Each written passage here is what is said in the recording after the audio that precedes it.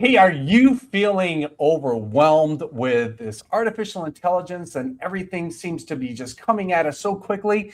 Well, if so, I want you just to relax for a moment because we have the most incredible guest with us today. Her name is Sarah Montana. She is an artificial intelligence AI expert, and Sarah's going to share with us today all kinds of great information and things that are going to allow you to just downregulate that nervous system, relax into, and embrace the whole AI movement. Sarah, welcome, and thank you for being with us today. Thank you. Excited to be here. I appreciate it. Yeah, I don't know who's more excited, like myself and thinking about AI, or some of the folks around me that are I've been sharing that you're going to be on with us today, that and they want to hear kind of the results and listen to the episode. So, but I'm pretty excited. And before we dive in, though, I'd love for you just to share, give a little background, share some light on, why should we be listening to Sarah Montana about artificial intelligence? Where you came from, and just give us the backstory. Yeah, you bet. So I actually have a background in real estate. So I owned a real estate brokerage in Montana. I built up a portfolio of over 70 rental properties that I have been, flipping homes, doing things like that. Real estate has always been my first love and passion. I then moved to St. George, Utah. So I act as a supervising broker for Keller Williams there. I built my own team of agents and sold millions and millions of dollars of real estate. But as I had a transition in 2020, I sold one of my real estate properties and I had a little bit of time to kind of like figure out what I was doing with my life. And that was right at the time where ChatGPT came out. And I was on a trip and I saw it and it was like, oh my gosh, this is the next internet. And I essentially was like, I'm going to go all in on this. And I dove in head first and I didn't really have a map to follow because there wasn't one. Yeah. And I essentially just dove in and I now am probably over 8,000 hours into AI and AI experience. And I found just huge amounts of leverage and impact in my own business. And I have been doing it ever since. So I absolutely Wow. love it. Yeah. What and it's interesting that you made a great comment that like you wanted to learn about it, but there was nothing, there's nothing available, right? Like it was self-taught. You had to blaze the trail essentially through that. And so I can only imagine for a lot of folks out there seeing how fast this is evolving, and feeling that overwhelm. Like what would you say is like what do you how can you differentiate like what's really happening, what the hype is, what people should really be concerned or excited about? Like, can you give some insight as from your opinion what that looks like? Yeah, for sure. It's definitely moving so quickly, and I can understand how it can get overwhelming. Most people are thinking like, "Oh my gosh, AI is going to solve everything. It's this completely magic wand." And while it is, that's true. People need to realize that AI is a leverage tool. It's not a replacement for like judgment or your own intellectual thinking. And so it can process things faster than any other human can. It can recognize patterns. It can handle repetitive work and all of those things, but it's going to amplify what it is that you're already doing. So if you're disorganized and you don't have your shiz together, like it's going to amplify that. So I think really it's about leaning in and learning one tool and really understanding the impact of it.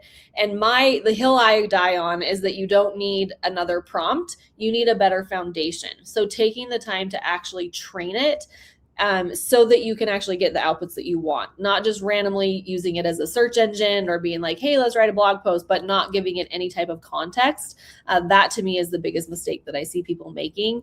And they're going to, fall for the hype of like, oh, this is, going to make this huge difference in my business. But if they don't train it correctly, it's just going to amplify crap. Yeah, right. No, that makes a ton of sense. I've actually kind of experienced that in my dealings with AI and kind of what it looks like if you're not headed down that kind of foundational path that you talked about. What about for let's say a person that's working somewhere. They're on a job and they're either maybe they're worried about like being replaced by AI, or they're seeing it and they're like, man, I'm trying to do my job. Now I've got to become an AI expert. What are some of the tools that you've seen that are just like practical applications that, again, like you said, that allow for them to have that as a lever, a lever to pull versus, being afraid of it, or, trying to find time to become, an expert like you? Yeah, so I think it's, kind of changing the paradigm of you don't need to become an AI expert. You're already an expert on what it is that you do. So if you can use AI to become your thought partner, Mhm. to essentially take the things that you're already good at or that are already in your brain and allow it to pull those things from you. So one of the questions that I really like to ask or put into AI is, what questions do you need to ask me in order to know what you need to help me accomplish the task that I'm trying to do. So if you're in your day-to-day life, literally go to it and say, this is who I am, this is my job, and these are the things that I do on a day-to-day basis. How can you help me? How can you create things better, faster, stronger, and then have it interview you? And so Yeah. don't think you have to automate every single thing. You don't need to be building like these big custom tools. Use it as a thought partner in what you're already doing, and you'll see the doors, blow wide open of like, it'll really expand your mind and your capacity of what it can help you do. A lot of people are using AI like a search engine right now, and that's really not what it is. And so it's really a continuation of your own thought patterns. And so it needs to learn how you're thinking so that it knows how to answer the way that's going to be appropriate for what you want. Yeah, I love that. That is like that. That in itself is gold right there. That one line you just gave is like phenomenal, because I can see that. I can see where people would feel that way, and even for myself, like, oh gosh, yeah, I am kind of using it more along the lines of like auditing and searching versus actually using it as intelligence Yeah. to help support me. So hey, what about all the different types of AI tools that are out there? It's like everybody said, I say everybody, but a lot of times Chat GPT comes up, but then on top of it, now there's Claude and Manus and Gamma. How do people um, identify what tools they should be using? Is it, experimentation? Is it like leaning into somebody like you that says like go in this direction if you're trying to do it? Like what's the best route for that? So yeah, there's a couple different things. Obviously, like someone like me, it's like I spend like $4,000 a month on AI tools. And so like I run groups where it's like you're paying me for that extra leverage of like I'm going to tell you which ones are good and which ones aren't, so that you're not having to like get into the rabbit hole. Yeah. But what I would recommend is to choose a tool, like figure out what you're doing, maybe do a little bit of research, see which one's going to work well, and then lean in and actually use it. So the AI tool that's the best is the one that you've actually trained and it knows Oh, and understands you. The LLMs, it is a race. They're all like, yes, Claude right now is great for copywriting. Perplexity is great for research. ChatGPT I like because you can do custom GPTs and you can really like hone in on a process. But honestly, the one that you're actually using and talking to on a daily basis, recording all of your conversations, whether it's a sales call, whether it's brainstorming with your team members, if it's team meetings, even just like in the car, randomly thinking through your business, recording those things and dumping that into an AI tool is going to give you so much valuable information as it learns who you are and what it is that you're trying to do. Like that would be my number one thing, is literally get a voice recorder. So like I just use the native one on my iPhone. Otter is signed into all of my Zoom calls, things like that. Just getting that context is what's so important. Now, like Gamma, for example, is amazing when it comes to creating presentations. So I do love that. If you are, creating maybe a listing presentation or doing something for a client, like you can very quickly do things with Gamma. But even the regular LLMs are getting so good with pictures right now. Nano Banana just got upgraded, and so you can do amazing things with pictures right now. One of the things that I love is Manus. And so Manus is a little bit different. It is not an LLM. So like Claude and Grok and Anthropic, those are language models. okay. And Manus is like an agentic platform that's using all of them. So it's essentially an agent that has access to all of those different language models that can do multiple processes at one time. So rather than saying, like, go and research this thing for me, I can literally give it an entire task of, I want you to go and research my competitors. Then I want you to go and find, who my target persona is. And then I want you to write a blog post. And then I want you to read the blog post from the persona and then give me feedback on what they think about it. And then write me a 5-part follow-up sequence from it. And it would do all of those things at one time. And it might use Perplexity to go and do the research. Then it might use Claude to actually write it. And so it gives you a much more robust access to all of those tools. So that's why I use Mana specifically, but it can get a little bit expensive. Yeah, wow, that starts to feel a little overwhelming. But I got this question because this popped up as you're saying. I was like, wow, the power behind this is amazing.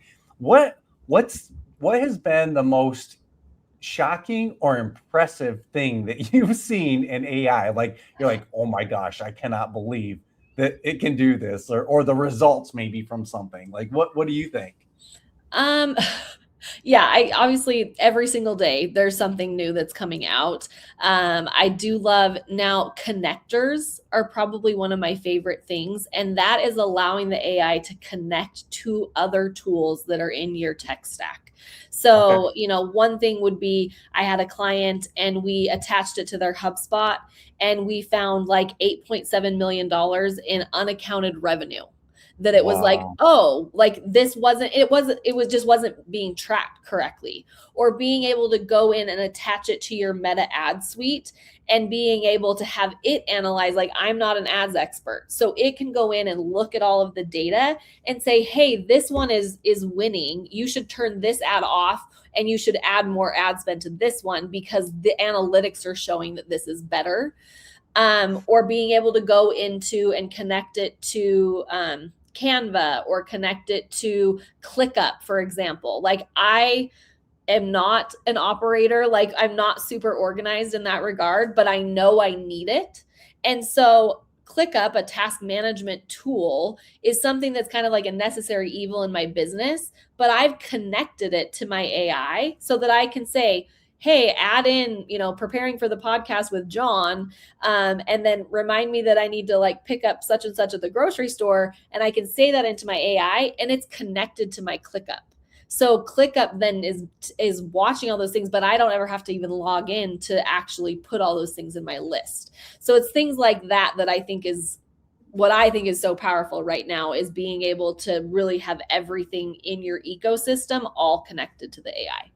Yeah. What about for like personal finance? So, for example, like a first time home buyer, someone that's trying to get acclimated to finances and or owning their first home. What are some applications that AI could present to them to help make progress or have relieve some stress? I mean, For those sure. types of things. So yeah, same thing, like connecting it to whatever, like I use QuickBooks. So I gave it a login to my QuickBooks and it went in and analyzed. So it can analyze spending. You could give it goals and it could create a little dashboard for you of like, hey, I'm trying to save for a $20,000 down payment. How this is my monthly income. These are my expenses. And it could Yeah. go and analyze all your expenses of like, hey, you're spending $100 a month on Starbucks.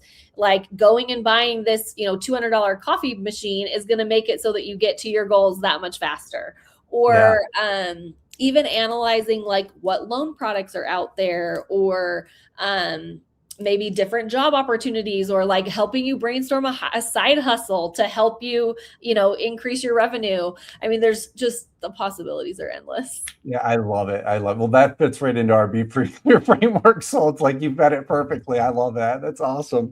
I mean, you Um, could literally build a chat agent that was like reminding you on a daily basis of your goals, of like, hey, like, I just saw in your credit card statement another fast food thing. And like we talked about it last week, like, are you actually committed to this? Like you could literally have it be your accountability partner or like your budgeting partner of like helping you map out your grocery list for the month. Like there's just so many things of like, once you let the juices start flowing, like Yeah. you can do so much with it. Yeah, it actually feels like it feels almost like this creation upon creation type of thing, right? Like you get into it and it just you blow the doors off with however creative you can literally be in and feed it. So, hey, 100%. Sarah, what do you see in like untapped opportunities? What are some things that are on the horizon? You know, because it is moving really fast, and who knows, the horizon could be like just a couple months away. But what are some opportunities that you see for people to to move into to personal benefit, maybe even economic gain? Like, what are some things that could help folks with the progression of AI? Yeah, so right now I feel like everyone's talking about automation of like, oh, I automated everything, like I never have to touch anything again. And Yeah, to me, like while that's cool, it can get very complicated and it's sometimes just not necessary. To me, where I think AI can shine, especially in like mortgage and real estate or really any business, is personalization at scale.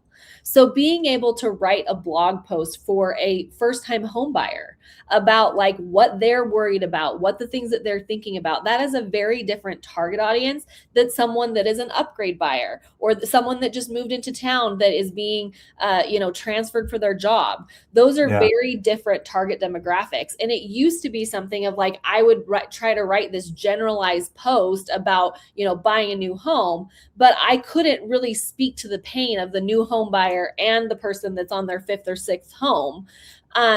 But it would have taken me way too much time to write those personalized emails or personalized blog posts.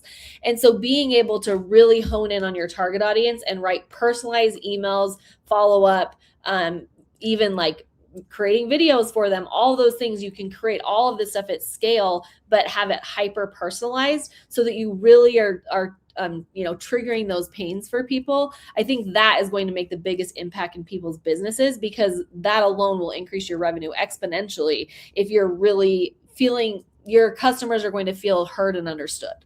yeah. It's interesting as I've been involved with AI, like doing the things that I'm in working with inside of my business. What I have found is that um, it truly is a tool. I'm not using it to like replace my writing. I'm using it more for like you're explaining about creation because it does feel like in the marketplace, and I've had some conversation with friends about this that you can almost pick it out when it comes through your email, or you get the phone call with the AI voice. They're really close, but you can get a sense like, oh gosh. So it really does become kind of that leverage tool versus like replacement, at least from what I'm seeing right now. What are your thoughts about that? So my thought on that is that if it sounds AI and robotic, it's your fault. Yeah. It's because Okay. you All right. haven't Okay. trained it enough. And Yeah. so like I can write an email or a blog post that sounds exactly like I wrote it, like I typed it with my thumbs. And so Interesting. if it's getting that like, oh, I can spot this from a mile along, it's because you haven't given it enough training. Okay. So Great. taking that and putting in your voice and take the 10, I mean, you've been in the mortgage industry for 30 years, like give it every blog post or every newsletter or every article or every email that you've written for the past 2 decades. Put that in and it's going to learn, oh, when John writes an email, this is what it sounds like. Like I would never start my email with, I hope this email finds you well.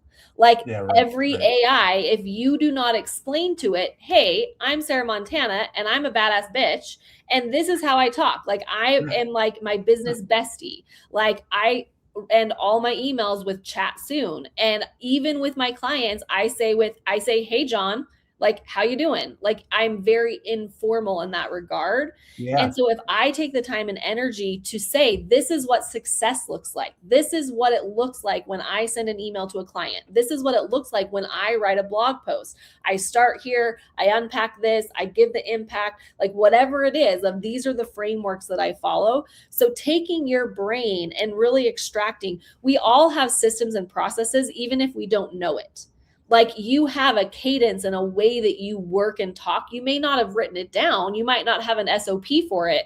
But if you actually go and ask AI, hey, how do I write a blog post? Like here's 5 of them. What frameworks do you see? What nuances are you seeing in my tonality, in my verbiage? Like what makes it feel authentic to me? Then you can actually say, write me a 5-part email sequence. And when you get done reading it, you'll be like, yeah, I wrote that 100% because Yeah, it was that's my brain amazing. that it was trained on. Yeah. Have you worked with anyone that's doing wealth building strategies? I know you alluded to it a little bit, like for that first time home buyer. Let's say somebody, that's maybe approaching retirement and they're starting to freak out over I'm seeing a lot of stuff out there nowadays about like the 4% rule and $1 million is no longer enough to retire. And a lot of people are getting like freaked out over that. Have you seen anyone that you've been involved with that's using AI and the wealth arena to help provide better strategies or direction?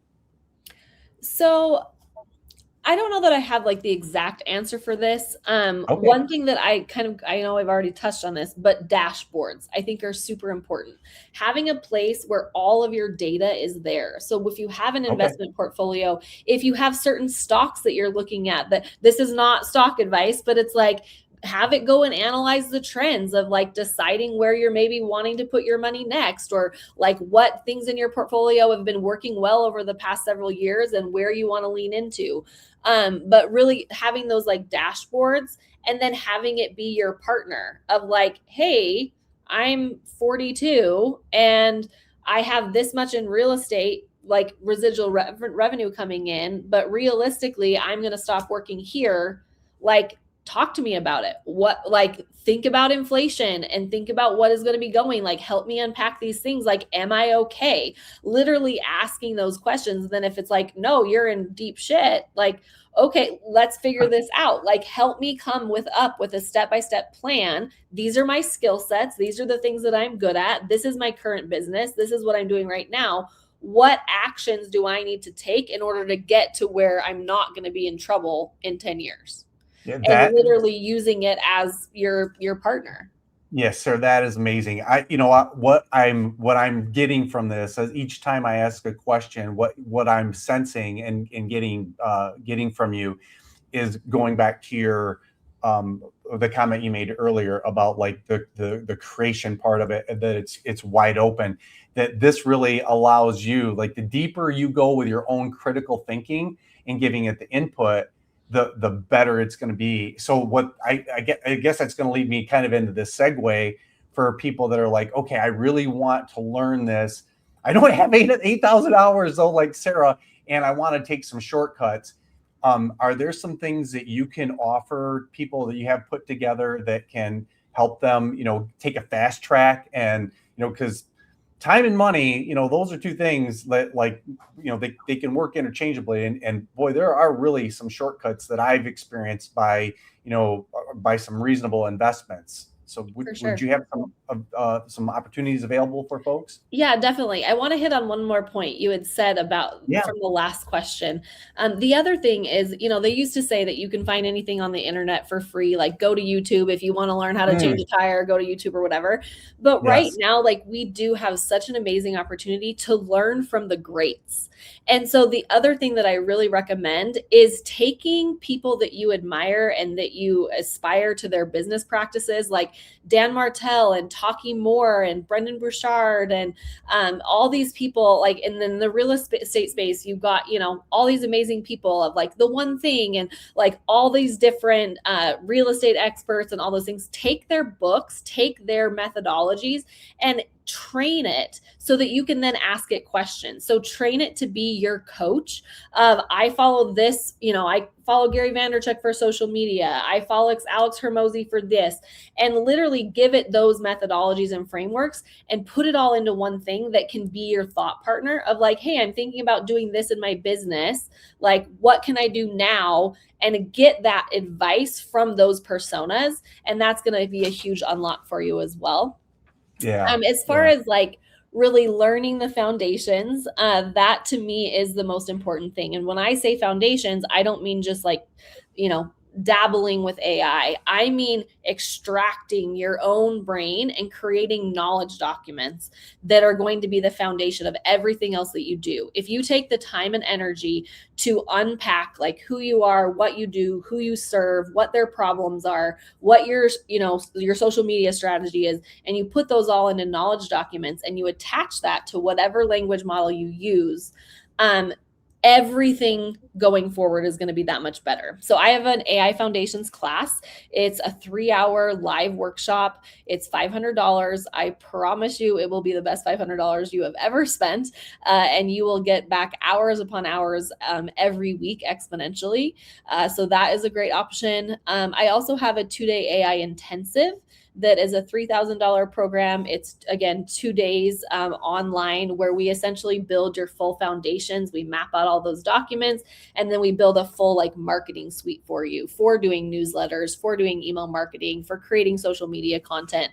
And so that would be a really good way. It's kind of my 8,000 hours bundled into a like, this is everything that you need to know to really become dangerous with AI.